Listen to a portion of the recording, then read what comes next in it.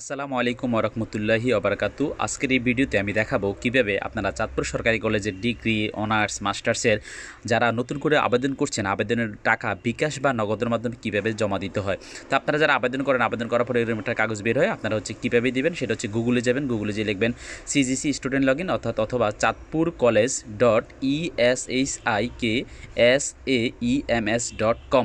আপনারা এখানে ঢুকবেন, অথবা সিজিসি স্টুডেন্ট লগ ইন দিলে দেখবেন চলে আসবে চাঁদপুর সরকারি কলেজে, দেখবেন একটা লোগো দেওয়া আছে, সেখানে ঢুকবেন। ঢুকার পর আপনারা এখানে ইউজার আইডি পাসওয়ার্ড কী দিবেন, user ID password CGC student.